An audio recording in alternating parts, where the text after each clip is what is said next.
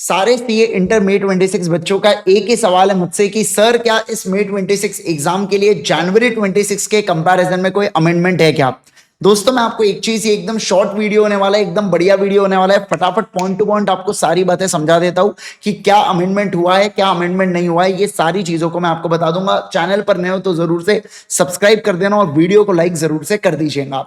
देखिए सबसे पहली बात, अगर मैं टैक्स से रिलेटेड करूं तो टैक्स के अंदर चेंजेस है। जी हाँ, टैक्स के अंदर यहाँ पर चेंजेस हुए, टैक्स रेट्स के अंदर और कुछ कुछ यहाँ पर चेंजेस है जो आपको रिस्पेक्टिवली कवर करना होगा। पर सर क्या ये टैक्स के चेंजेस है तो क्या दोबारा से नई क्लास करना होगा क्या? ऑब्वियस सी बात है, नहीं, मतलब ऑब्वियस है, क्योंकि आपको कॉन्सेप्ट्स ऑलरेडी पता है। बस क्या क्या चेंज हुआ है एक बार उस चीज को आपने स्टडी कर लोगे तो मेरे हिसाब से हो जाना चाहिए। इसके अलावा अगर मैं अदर सब्जेक्ट्स की बात करूं सीए इंटर के अंदर, तो लॉ के अंदर पर्टिकुलरली एज ऑफ नाउ कोई भी चेंज नहीं है। फिर भी जब आरटीपी आएंगी मे 26 की, उस आरटीपी के फर्स्ट पेज के ऊपर चेंजेस के बारे में, अमेंडमेंट्स के बारे में बताया जाता है। तो अगर मान लो कोई चेंजेस होंगे तो मैं उससे रिलेटेड पूरा जितना भी डिटेल वीडियो होगा वो मैं आप लोगों के लिए बना दूंगा, उसके लिए आपको बिल्कुल भी टेंशन नहीं लेना है। अभी तक अगर आप पिछले जनवरी 26 की आरटीपी देखोगे तो उसमें वही बताया जो सितंबर 25 में चेंजेस बताए थे। FC1 फॉर्म आपको सबमिट करना पड़ता है सेंट्रल रजिस्ट्रेशन सेंटर के पास, वो चैप्टर नंबर 11 जो इनकॉर्पोरेशन वाला कंपनी है ना, incorporation of company outside India, उससे रिलेटेड बस उतना। बाकी कुछ भी जनवरी 26 का अमेंडमेंट नहीं था।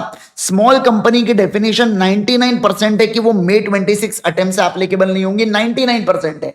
फिर भी 1% का अगर चांस बचता भी है तो हम लोग आरटीपी में चेक कर लेंगे। अगर आरटीपी में स्मॉल कंपनी की डेफिनेशन चेंज नहीं हुई है, मतलब हमारे लिए 4 करोड़ और 40 करोड़ वाली डेफिनेशन ही वैलिड रहेंगी में एग्जाम्स के लिए। Okay sir.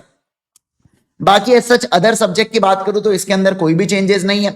अब बच्चे हमसे पूछते हैं सर अब चेंजेस हो रहे हैं, कुछ भी हो रहा है तो क्या फास्ट ट्रैक बैचेस ज्वाइन कर लूं क्या?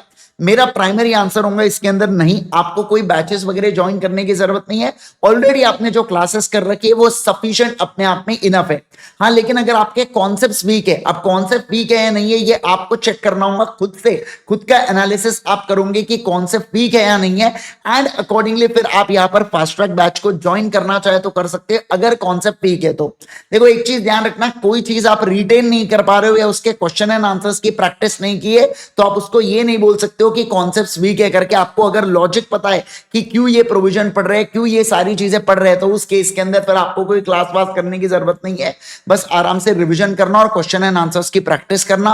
सीए इंटर लॉ के लिए मैंने कमेंट सेक्शन के अंदर रिवीजन प्लेलिस्ट और इसके साथ साथ क्वेश्चन एंड आंसर्स की जो प्लेलिस्ट है पूरी फोकस बैच 3.0 आप लोगों की लिंक अटैच करके रख दिया। उसके अंदर बहुत ही क्रेजी प्लेलिस्ट है क्वेश्चन एंड आंसर्स के पूरा, मैं क्या कह रहा हूं यहां पर समझना, क्वेश्चन एंड आंसर्स पूरे डिस्कस है मेरे क्वेश्चन बैंक से, जो हमारी सेक्शन वाइज क्वेश्चन बैंक है उससे पूरा डिस्कशन मैंने यहां पर किया हूं। जैसे कि आप यहां पर देख सकते हैं ये हमारी सेक्शन वाइज क्वेश्चन बैंक है बच्चों, जिसके अंदर हमने क्या करके रखा है, सेक्शन वाइज सेग्रीगेट करके रखा है यहाँ पर क्वेश्चन एंड आंसर्स को, जो igsir.in के ऊपर अवेलेबल है और फास्ट ट्रैक बैचेस ultimateca.com के ऊपर अवेलेबल है। बट अगर आपकी क्लासेस हुई है तो मैं कहूंगा कि फास्ट ट्रैक देखने की जरूरत ही नहीं है, आपका ऑलरेडी रिविजन और Q&A बैच जो मैं यूट्यूब के ऊपर देता हूं उसी से आपकी पूरी चीजें फिनिश ऑफ हो जाएंगे। ठीक है, hope so video short and quick था और आपके लिए काफी इंफॉर्मेटिव था। जरूर से इसको अपने दोस्तों के साथ शेयर कीजिएगा और इसके अलावा चैनल पर नए हो तो सब्सक्राइब कीजिएगा। Bye bye everyone, take care everyone.